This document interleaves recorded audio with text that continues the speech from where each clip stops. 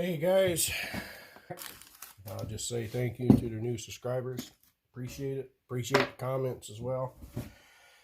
What we're going to, quick video I think, is I found this Coleman stove. I was out in the shed, my father's shed, not this one, the new one, just out back there. I left when I was out of high school, so I was gone for 30 years. And my father was a fisherman, and in the summer, he used to have a little camp on a highland. So in the summer, my brothers and I, as I'm the youngest, so as my time approached, we would go over there to help him out and stuff, and we'd be over there in a little camp for 2 weeks at a time. And used to always have a Coleman stove, and this was tucked away in a lobster box, and with some other stuff. And I seen this, and I'm like, wow! It even had the box. It's a, you can see that it's a, what is it, model? Yeah, all right, model 431. So the best that I can figure. 1988.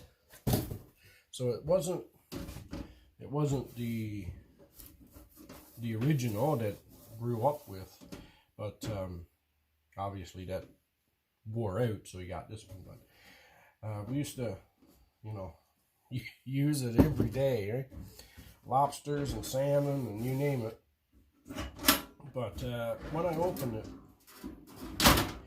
now the black is an attempt to cover up some rust. So what I did, I tried to clean up the grate as much as possible, but I was going to throw it out, and I got the tank generator, as it's called, and I cleaned it up. And in here, I took this pipe off. I just put a wrench on this little nut on the end. I took this off.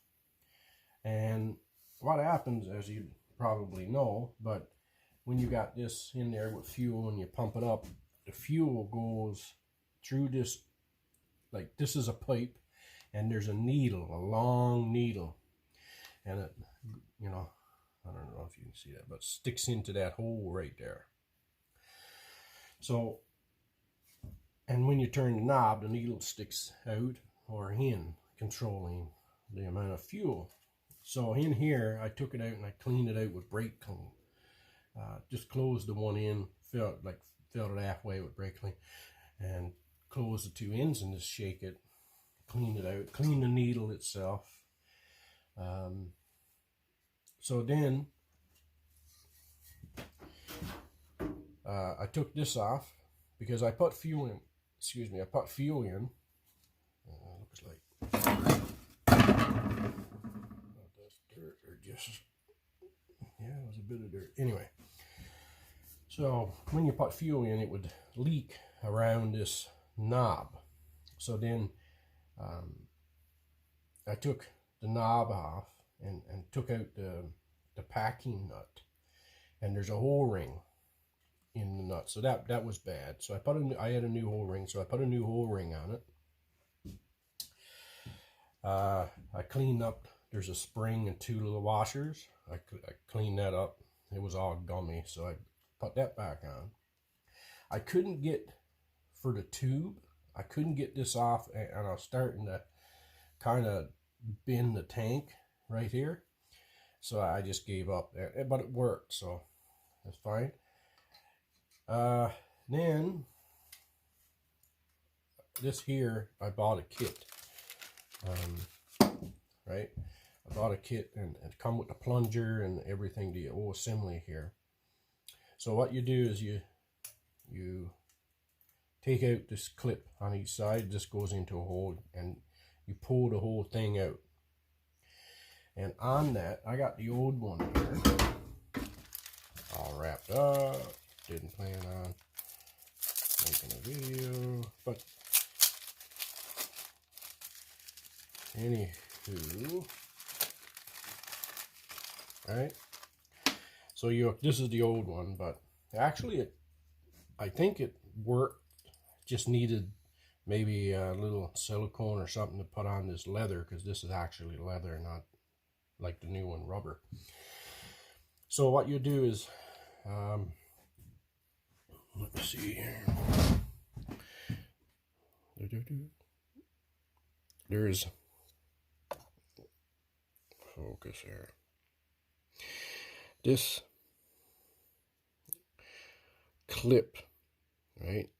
As you can see, it's just like a washer that's got 3 little cuts in it and bent out, so that in this tube there's a little groove, and the washer will go down and it'll snap into the groove, and it only comes off one way, right? So you'll get this assembly, right?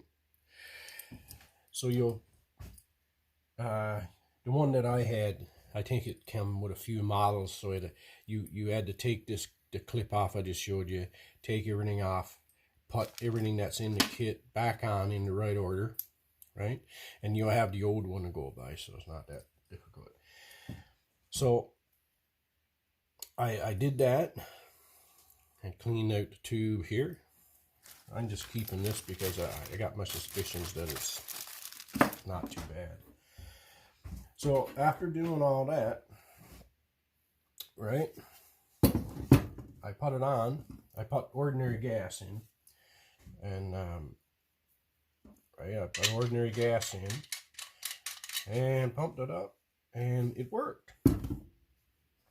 And but when like, this was, you know, totally rusted. You know, this is all the drip plate is almost rusted through. These things were made to last forever, really. I mean, this has been sitting out on a camp, right, you know, on the ocean, so for years. So, yeah, you know what salt water can do, right? But the thing was, there's a bracket here, and that bolts on to the back, and then underneath these, the burners, there's a peg. I forget the actual, but it's a stud that is press fit. When you take this off, it's press fit down in, and on the other side there's like a bolt.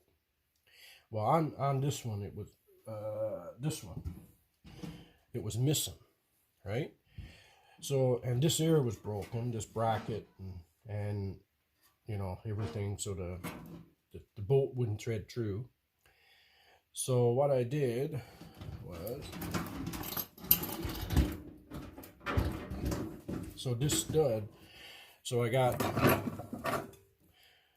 some quarter 20 threaded rod, cut it off more than I needed, and on the bottom of the burner, where the stud was broken off, there was just enough that I could weld this onto it. So what then, I just, this one here, so I welded this on, right? You know me, master welder, not, right? I'm surprised that I probably could use bubble gum and do a better job, but it held on really good. I cranked on it, never come off, so it was only a stove, so I figured that was all right. So I done that. Then I welded a nut, because this, yeah, I hope you can see this here. Yeah, I can. Yeah, right. Because this sits flat on the bottom of the stove, it kind of helps with the 3 of it bolted on. It helps the rigidity of the, you know, the unit. But it sits flat in a groove down here. So I welded a nut on where it was rusted out of the thing. I just welded on a little piece of sheet metal. Just tack welded a little piece there on the bottom. Then I welded a nut to the whole thing on the inside, so that when I put it down, I could tighten up the bolt. And, you know, it keeps it all together. So, now, I'm going to put a little fuel in here. You can run, well, let me explain. Well, for those that probably, you know, not everybody uses these unless you know, go camping. But nowadays it's the propane and the butane and whatever. You can run regular fuel in this, which I didn't really know. We used to always have the camping fuel, Coleman camping fuel, but you can run regular fuel, but you should run the ethanol free. And even then, you're going to have to see what happens is in this tube, it picks up from the tank. And as it's passing through this tube, this is where the flame sits, right? Because it goes in like this. So the flame sits here and it heats up the fuel and vaporizes it. And, you know, it burns cleaner, burns more efficient. So what happens is with the hundred of fuel, this will clog up because of the additives and everything that's in regular gasoline. It will dirty it up. So you'll have to take this off, clean your needle, clean this pipe, right? If you can take this off, you might have to clean your pickup tube, which is no big deal. You're talking maybe, you know, maybe 10 minutes of your time, which is no big deal. But that's why, you know, that's the only thing that's going to happen with regular fuel. But for this purpose, I'll just show you. Put in a little petrol. Don't need much.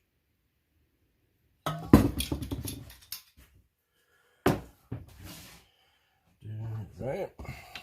So then you throw everything away and spin a hour looking for it. Nope. Got lucky. You know, underneath here I have a few toolboxes, right? To try to keep things a little tidy, organized. And there's a gap between the two lots of toolboxes. And you know, every single thing that I drop on this floor will find its way into that 1-inch gap. And I'm sure if I dropped a Volkswagen, it would find its way into that 1-inch gap. I kid you not. So what you do, this here, on the inside of this, there's a little check valve here, a little ball check valve.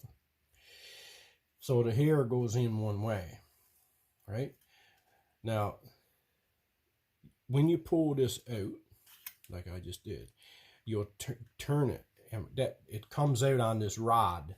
It's got a rod and it's got splines in it. Some are square, but this one is, you know, spline, and you pull it out, and then you turn it, and that opens up this valve back here, right? So then you put your finger over the hole,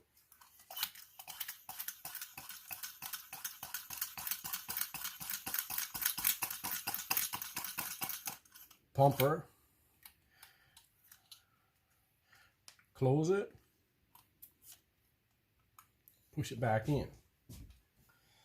Just goes in like that.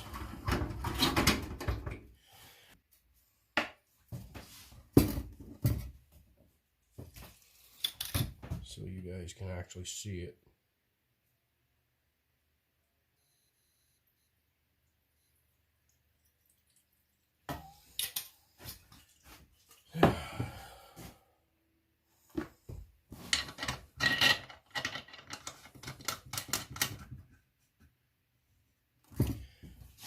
And we will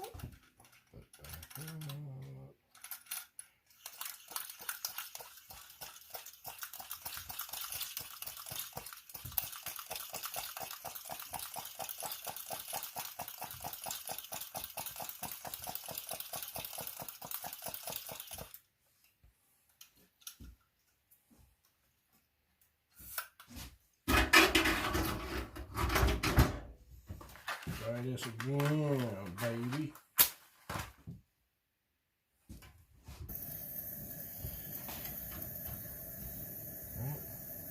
But as you see, you wait for the flame here, it'll turn blue, because which this tube heats up, like I said, it helps to vaporize the fuel.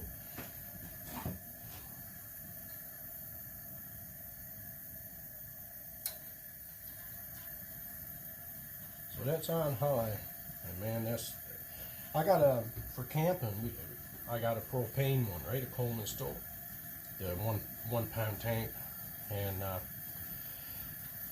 like it's good, it's convenient. It does take a long time to boil the kettle, you know, for a tea or a coffee, but this tank, like you wouldn't get that heat from that propane, believe it or not. Like I got my hand up 2 feet, and you can just feel the heat.